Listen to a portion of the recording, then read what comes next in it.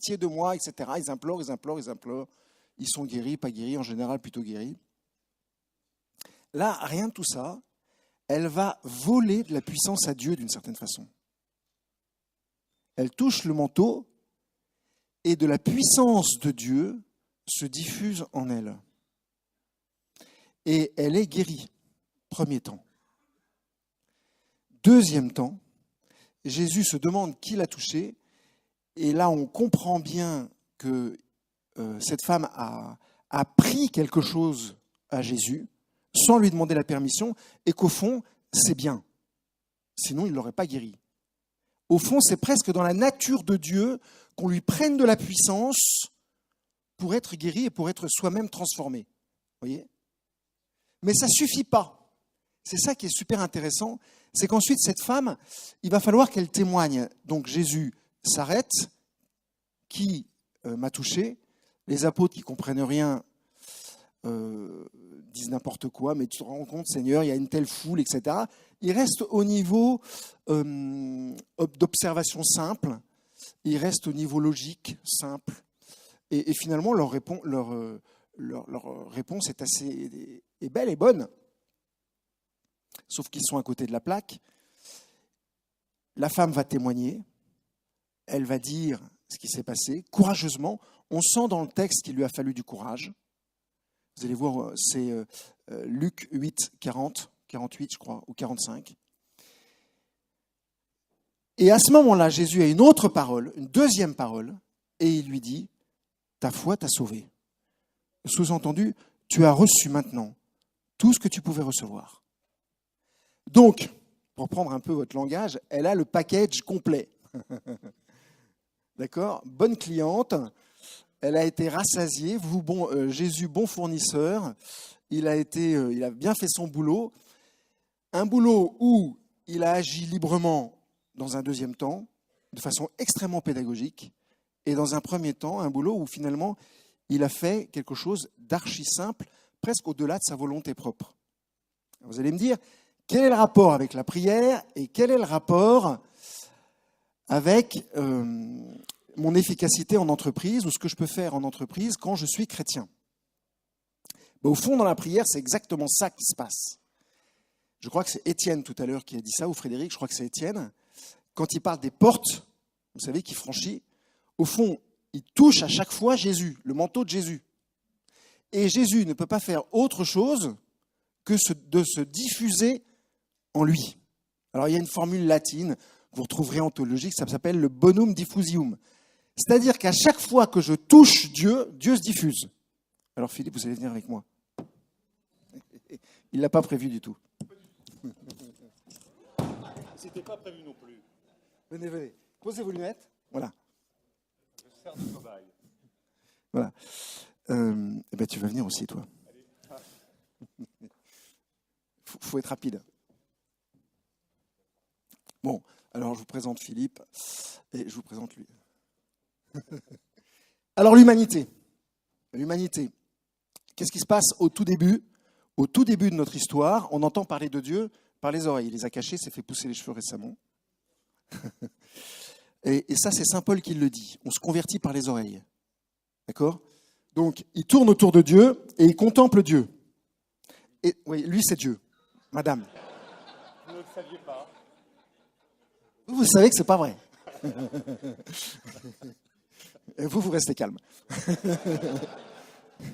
Donc, l'humanité tourne autour de Dieu et au fond, on exerce notre intelligence et comme dit Jean de la Croix, on contemple les surfaces argentées de Dieu. Ça marche? Donc, c'est à chaque fois qu'intellectuellement, vous vous dites, mais si Dieu existait, Dieu devrait faire ça, ou Dieu devrait faire ci, ou je devrais avoir telle réponse. Vous voyez? Moi, récemment, je me suis demandé pourquoi est-ce que mon frère ne trouvait pas plus vite un boulot. Il l'a trouvé hier. Il faut un peu de patience. Mais ce que je veux dire, c'est que... Tourne. Donc, intellectuellement, on fait tout ça. On contemple les surfaces argentées de Dieu, belle surface argentée. D'accord? Et au fond, ça ne nous satisfait pas. Primo. Secondo, on n'est pas sûr de Dieu. Et au fond, on n'est pas sûr de Dieu. C'est la deuxième chose. C'est qu'en même temps, on sait qu'il existe, mais en même temps, on n'est pas sûr de lui. Il n'y a pas de certitude. Et là, il y a quelque chose qui va changer. Quand la femme qui perdait du sang touche le manteau de Jésus, c'est exactement comme si nous, l'humanité, d'accord, tout d'un coup, on touchait Dieu. D'accord ? Et ce qui se passe, c'est que Dieu, il va nous télécharger les fichiers dont on a besoin. Dieu, il nous download. C'est comme ça que ça se passe. Saint Thomas d'Aquin, pour vous donner la source. Hein ? S'il savait comment je le traite. Augustin, pareil, Saint Augustin, dit la même chose. L'Église, accessoirement. Donc, Dieu diffuse à l'homme ce dont il a besoin pour devenir ce pourquoi il a été créé. Vous vous souvenez, en Jean-Paul II, en 2000, a dit une phrase étonnante. Il a cité Catherine de Sienne et il a dit « Si vous êtes ce que vous devez être, vous mettrez le feu au monde. » La question, c'est comment je fais pour être ce que je dois être. Évidemment, j'ai envie de mettre le feu au monde. Évidemment, vous avez envie de conquérir. Ce qui est très, très impressionnant quand on vous rencontre, c'est pour la plupart d'entre vous, vous êtes des personnes de conquête. C'est vrai ? Vous êtes des gens de conquête. Et du coup, pour conquérir le monde, pour y mettre de l'amour dans ce monde à travers votre entreprise, eh bien, il est indispensable que vous vous connectez le plus souvent possible à Dieu. Dieu vous téléchargera tous les fichiers dont vous avez besoin, à commencer par celui de la certitude de sa présence. Et ensuite, il affinera les choses. Alors Dieu va toucher 3 choses. À chaque fois, vous poserez un acte de foi. Il va toucher votre intelligence, votre mémoire et votre volonté. Il touche l'intelligence pour ordonner l'intelligence, pour vous aider à mettre les priorités dans le bon ordre, pour vous aider à vous rappeler du sens de votre démarche. Et sans cesse, Dieu affine les choses. Je me souviens d'un chef d'entreprise qui me disait, au fond, avant, je priais une demi-heure de silence et après, je bossais. Et puis, il m'a dit, mais c'est complètement idiot parce que cette demi-heure de silence, elle fait partie intégrante de mon boulot. Donc, au lieu de se coucher, de se lever 1 heure plus tôt, il a décidé de se lever comme d'habitude, mais de mettre une réunion de plus. Donc, la première réunion, c'était Dieu. Vous voyez, l'idée, c'est que je ne rajoute pas une demi-heure de prière. Je mets la prière au centre et parce que Dieu me télécharge toujours les fichiers dont j'ai besoin au cœur de la prière, du coup, intellectuellement, je vais devenir beaucoup plus performant. Je sais que vous l'êtes déjà énormément, mais bon. Première chose, l'intelligence. Deuxième chose, la volonté. L'amour n'est pas un sentiment. Quand un homme et une femme se marient, quand vous êtes mariés, vous n'avez pas dit à l'autre je suis amoureux de toi et parce que je me sens bien avec toi, je vais passer ma vie avec toi. Non, la question c'est est-ce que vous voulez vous donner à Roselyne ? Est-ce que Roselyne, tu veux te donner à Robert ? C'est de l'ordre de la volonté. L'amour, c'est de l'ordre de la volonté. Est-ce que tu le veux ou pas ? Quand Jésus accepte de mourir sur la croix pour chacun d'entre nous, c'est une décision volontaire. Quand il pleure son ami Lazare, il ne pleure pas son ami Lazare, il pleure aussi l'humanité tout entière, parce qu'il sait que ce geste va être irrévocable. À partir de ce moment-là, son arrêt de mort est signé, définitivement. C'est lui qui choisit, il le veut. D'accord ? Mais notre volonté, elle est blessée par le péché originel. Comment je vais faire ? Et c'est encore Étienne qui parlait de ça tout à l'heure, mais Frédéric aussi d'une autre façon. Quand je dois licencier, ma volonté étant blessée par le péché originel, comment être juste ? Comment la charité et la vérité peuvent être unies dans un amour juste ? Eh bien ça n'est possible, à mon sens, que si je me connecte régulièrement avec Dieu.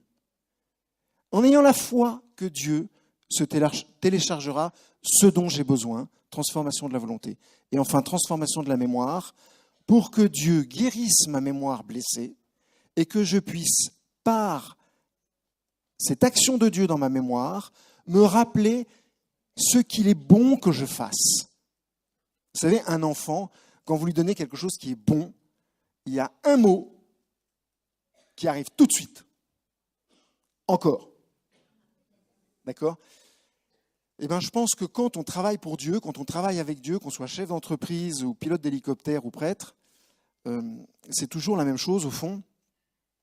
C'est cette unité, qui peut la faire si ce n'est Dieu? D'accord? Donc, dans la prière, merci. Dans la prière, qu'est-ce qui se passe? Un simple échange, super simple, entre moi qui suis un homme et Dieu qui est Dieu. Du surnaturel va s'échanger avec du naturel. Et c'est ça qui est difficile. C'est que Dieu va avoir petit à petit besoin de s'habituer à moi, d'une certaine façon, et à mes réponses. Alors plus je vais lui dire, Seigneur, vas-y, je t'aime, je crois en toi, etc., plus lui va augmenter la grâce. Mais plus lui va augmenter la grâce, plus cette action va puissamment agir sur moi, plus je vais être certain de l'existence de Dieu, mais plus en même temps, je vais entrer dans une obscurité profonde. Imaginez que je sois au volant d'une voiture puissante. Ça, vous connaissez ça, les chefs d'entreprise. Les clichés. Et j'aime bien. Donc vous allumez les phares de la voiture. Imaginez que la voiture ait la capacité d'augmenter de plus en plus la lumière. La personne qui va être éclairée en face va être éclairée de plus en plus, vous êtes d'accord? Elle va être transformée de plus en plus, vous êtes d'accord?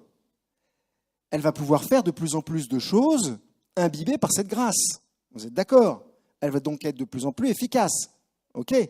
Elle est de plus en plus lumineuse, cette personne, ok? Mais elle ne voit pas de moins en moins le conducteur de la voiture. Et c'est pourquoi la foi est à la fois certaine et obscure.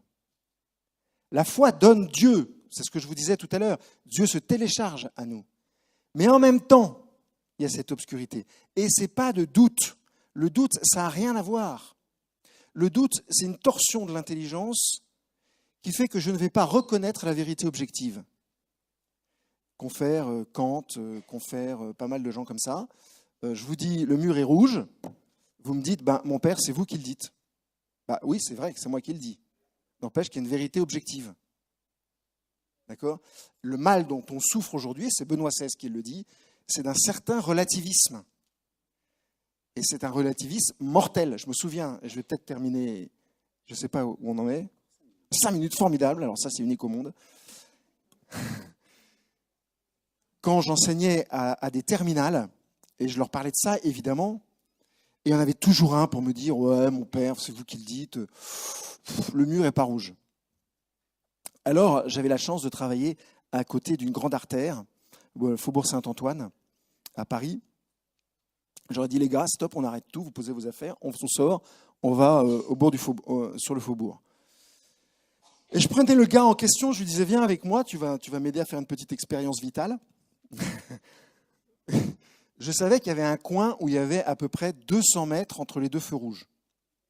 Et qu'en général, à ce moment-là, les gens étaient tellement énervés d'avoir tourné et d'avoir été bloqués sur la place de la Bastille qu'ils accéléraient comme des malades, d'accord, jusqu'au prochain feu rouge. Et moi, je me mettais à ce feu rouge avec les gars de la classe. Je leur dis, bon alors les gars, le feu là, alors j'attendais qu'il y ait un 42 tonnes qui passe, le feu, il est rouge ou vert? Moi, je dis, il est vert, alors qu'il était rouge. Pas de risque. Je passe. Et je passe avec la classe. Dans l'autre sens, je prends mon gars en question et je lui dis, gars, le feu est quelle couleur? Mon père, il est vert. Je dis, non. Ah non. Moi, je le vois rouge, dis donc. Et quand c'est moi le chef, vas-y, traverse. Il me dit, mon père, vous êtes complètement dingue. Je dis, non, c'est toi qui es complètement dingue. Parce que tu refuses la vérité objective. Tu refuses d'entrer dans la vérité simple de l'expérience. Moi, je te parle de feu rouge pour l'instant. Alors, c'est simple, évidemment, tu tiens à ta vie. Tu as 20 ans. Mais moi aussi, je tiens à ma vie et à la vie éternelle en plus. Alors, si tu tiens à la vie éternelle, si tu tiens à la vie, si vous tenez à la vie éternelle, il faut accepter cette vérité toute simple. Et c'est ce que fait cette femme qui nous représente chacun. Cette vérité simple qui est que quand je touche Dieu par un acte de foi, en priant, par un regard simple, par une parole simple, par un élan du cœur, Dieu se diffuse en moi, me transforme, et ainsi, ensemble, nous transformons l'humanité. Merci beaucoup.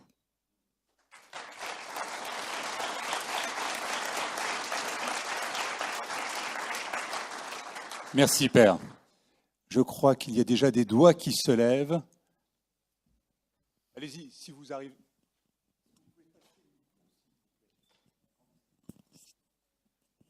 Je suis Andrea et je m'excuse pour mon français, c'est pas top.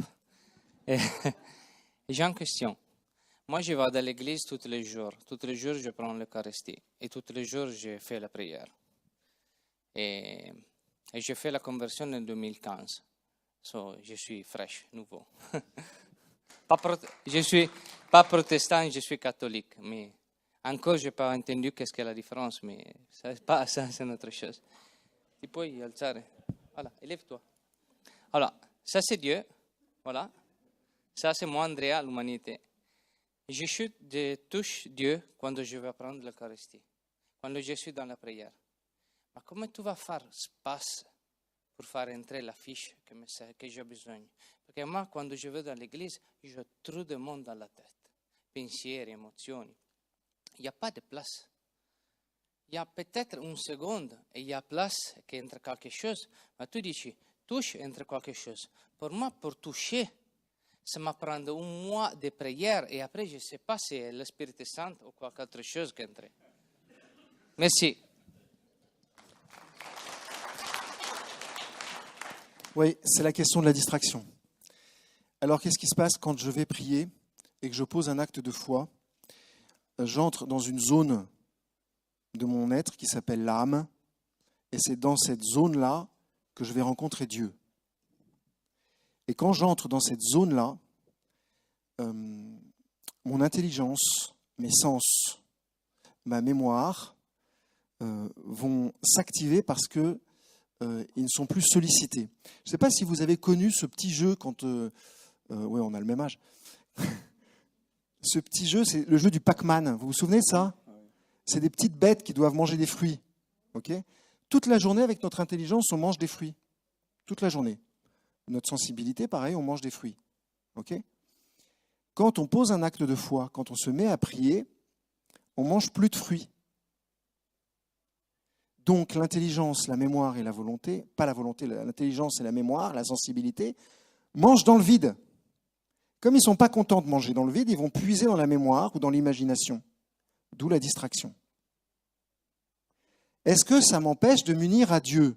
Est-ce que si je pense à mon bilan comptable, c'est mon cas en ce moment, est-ce que si je pense à mon bilan comptable, je vais en même temps pouvoir me... Eh bien, la bonne nouvelle, c'est que oui. C'est que dans cette zone, rien ne peut entrer, et c'est le domaine privilégié de Dieu, puisque Dieu y habite depuis que je suis baptisé. Au moment du baptême, Dieu est entré en moi. Dieu est entré en moi, Père, Fils et Esprit. Donc, quand je rentre en moi et quand je pose un acte de foi ou quand je m'unis à Jésus Eucharistie, eh bien, c'est dans cette zone-là que ça se passe. Donc, je peux en même temps tout à fait penser à autre chose, à ma journée de travail, ça n'a pas d'importance. Le truc, c'est de laisser l'imagination, c'est de comprendre comment ça se passe, pour laisser l'imagination, la distraction, etc. voler, et en même temps plonger en Dieu. C'est pas grave, c'est pas parce que les cloches sonnent, c'est pas parce que les oiseaux piaillent, c'est pas parce que ça vous empêche de marcher en forêt, que ça vous empêche. Je me souviens avec mes frères, on était sur une plage de Charente-Maritime, quand on était petits, et alors il y avait des rouleaux absolument extraordinaires. Et on adorait faire un truc, c'est plonger à l'intérieur du rouleau au moment où il allait éclater. Pourquoi? Parce qu'il y avait cette sensation incroyable du danger imminent, une espèce de brouhaha possible incroyable, et en même temps, quand on est à l'intérieur, une paix profonde. Ben, au fond, la prière, c'est ça qui se passe. C'est qu'au-dessus, ça pète, mais en dessous, c'est calme. Ce que je perçois, c'est davantage le mouvement au-dessus. Mais ça, c'est pas grave, parce que petit à petit, plus je vais poser d'actes de foi, et plus la plongée va se faire facilement. Il faut juste un peu de temps.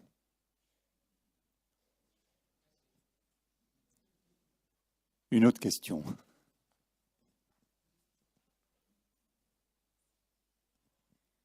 Oui, alors moi j'ai envie de faire la volonté de Dieu, mais j'ai plein de choix à faire, enfin des différents projets qui sont possibles. Et alors comment savoir? Voilà. Merci beaucoup. Alors là, vous me demandez de faire les exercices de Saint-Ignace en 4 secondes. Tout est possible. Allez, 5 secondes. Ouais. Donc là, il s'agit du discernement. Vous savez que discerner, ça veut dire couper. Hein. C'est-à-dire quand je discerne, je tranche entre ce qui est bon, ce qui est mauvais, et même entre deux possibilités bonnes, je tranche entre ce qui est bon pour moi et ce qui n'est pas bon pour moi. On va commencer par là. La liberté. Il existe 2 libertés, parce qu'au fond, ce que je cherche, c'est être libre.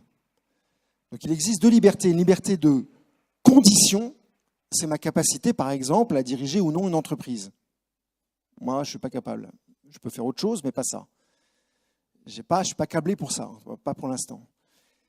En revanche, je peux choisir ce qui est bon ou mauvais pour moi. Ça, c'est une deuxième qualité de la liberté. Première qualité, la liberté de condition. Je peux ou non faire une chose parce que j'en ai les aptitudes ou pas. Et deuxième degré, la liberté de qualité. C'est-à-dire la capacité de choisir ce qui est bon pour moi ou pas. Sachant que si je choisis ce qui est bon pour moi, ou bon pour mon entreprise, bon pour les gens qui sont autour de moi, je vais être libre et donc joyeux. D'accord ? Donc la question, ce n'est pas d'avoir une multitude de possibilités et d'avoir à trancher entre la multitude de possibilités. La question, c'est qu'est-ce qui est bon pour moi ? Qu'est-ce qui est bon pour l'entreprise ? Et là, on a un allié très puissant, c'est l'Esprit Saint. Parce qu'en priant l'Esprit Saint, son job unique à l'Esprit Saint, l'Esprit Saint, c'est l'architecte de l'Église, c'est l'architecte de mon âme. Son job unique dans la Trinité, c'est justement de m'adapter à ce que j'ai à vivre. Donc, quand j'ai à choisir entre 2 biens, ce qui est le plus difficile, la première chose à faire, c'est d'avoir la volonté de choisir ce qui est le meilleur pour moi et pour l'entreprise, et pour les gens qui sont autour de moi, ou pour l'Église, pour l'humanité. Et pour ça, prier l'Esprit Saint afin qu'il m'aide à faire le choix. Il y a une autre règle qui est connexe, c'est qu'on ne prend jamais de décision en période de trouble. Jamais, jamais, jamais. Tant que ça barsaille, comme on dit en bateau, on ne bouge pas. Quand enfin l'allure est à peu près établie, on peut manœuvrer. Mais sinon, le bateau n'est pas manœuvrant, ça va être bordélique. on va. Et une fois que la décision est prise, on vérifie une deuxième fois, parce qu'en général, quand on a fait le bon choix, quand on a choisi ce qui était bon pour nous, on a une sorte de confirmation en grâce. C'est-à-dire que l'Esprit Saint va nous montrer qu'effectivement, on a fait le bon choix. Et donc, il y a un surcroît de liberté et de joie qui arrive. Voilà. Et là, vous pouvez continuer à avancer dans la paix. Bon, en 2 secondes, Ignace de Loyola et les grands maîtres mais c'est des tout petits principes de discernement, il y en a pas mal d'autres. Sachez que votre conscience est largement bien fabriquée pour ça. L'important, si on devait retenir qu'une seule chose, un mot, c'est intention. Quelle est mon intention ?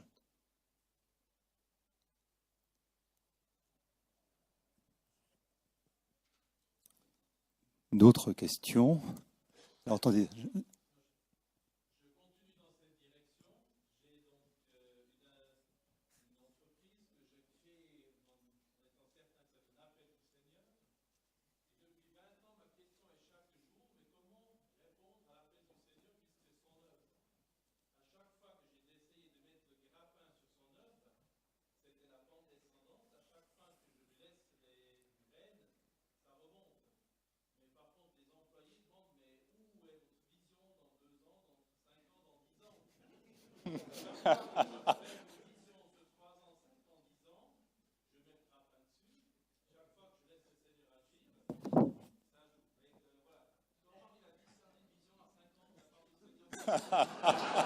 Bravo.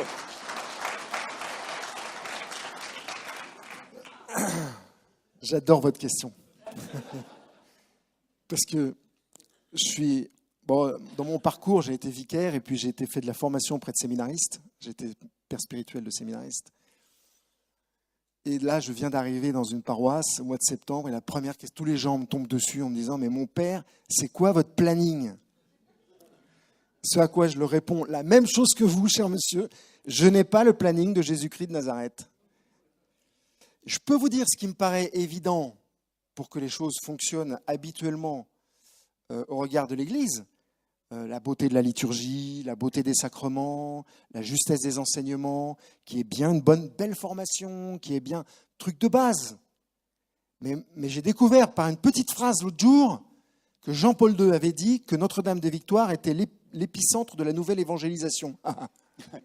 Yes. J'adore votre question. Je ne sais pas dans quoi vous bossez, mais alors on va dealer. Et donc, je me dis, depuis ce jour-là, je me dis, mais ça me revient, mais tous les jours, ça doit être comme vous. Mais Seigneur, nouvelle évangélisation. Ok, épicentre de la nouvelle évangélisation. Ok, Jean-Paul II, mon idole, ça tombe bien. Mais on fait comment? Eh bien, j'ai beau y penser et éplucher les maîtres, les pères spirituels, l'histoire de l'Église, je revois toujours une seule chose. Quand je te dis d'aller à droite, va à droite. Quand je te dis d'aller à gauche, va à gauche. Saint Joseph, va en Égypte. Il va en Égypte. Revient d'Égypte. Il revient d'Égypte. Prends la Sainte Vierge chez toi, juste avant. Toi qui prends. Moi, ce que j'adore chez Saint Joseph, c'est ça. Au fond, le mec, il se pose pas de questions, d'une certaine façon. Et là, je veux souligner un tout petit truc. C'est qu'à force de trop analyser, les amis, on va dans le mur. L'analyse peut tuer la vie, je pense. Parce qu'il y a une sorte de satisfaction naturelle dans l'analyse. Et puis, on ne prend pas de risque. Comme on est relativement intelligent, vous et moi, on peut analyser des choses à peu près correctes. Mais l'épreuve de l'action, l'épreuve du fonctionnement, l'épreuve de la réalité, eh ben, je n'ai pas d'autre réponse que celle que vous avez donnée, en fait. C'est-à-dire qu'il n'y a pas de plan à 5 ans, si ce n'est celui que Jésus me demande. Par exemple, pour ma paroisse, je suis de plus en plus persuadé qu'il me demande de continuer l'effort sur l'Écriture et d'orienter la paroisse vers la connaissance de Jésus. Voilà. Mais j'hésite encore. Et pour ça, qu'est-ce que j'ai fait? J'ai regardé mon bilan comptable qui est tombé il n'y a pas longtemps, comme pour vous, je pense. Et puis ensuite, j'essaie de comprendre comment ça fonctionne. J'essaie de voir les forces et les faiblesses. J'essaie de réunir les gens qui veulent bouger, qui veulent se... Et puis après, devant le tabernacle. Ou plutôt avant. Voilà. Je pense que la solution, c'est de se mettre devant le tabernacle en premier, puis ensuite d'utiliser notre intelligence, notre raison. Écoutez les femmes. Écoutez les femmes. Alors ça, c'est un truc que j'ai découvert, moi.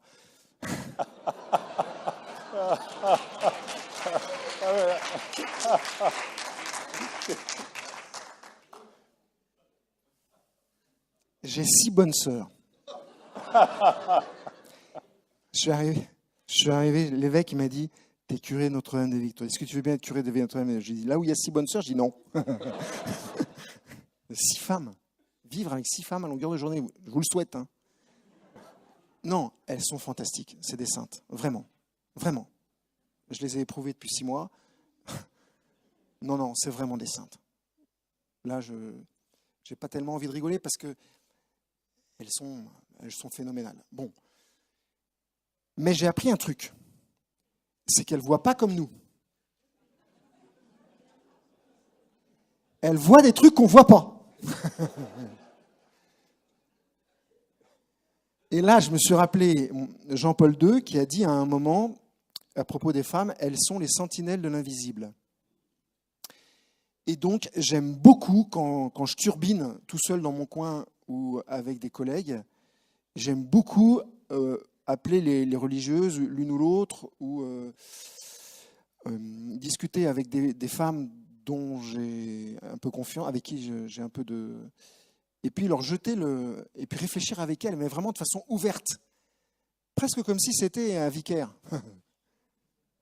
Non, mais c'est vrai. Et vraiment, pour moi, c'est quelque chose de super important.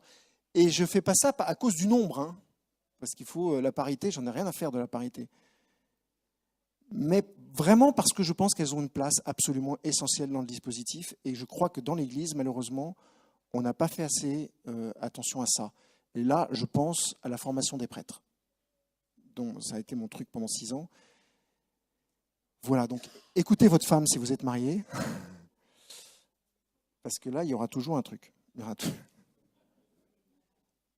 Voilà, c'est spontané. Une dernière question.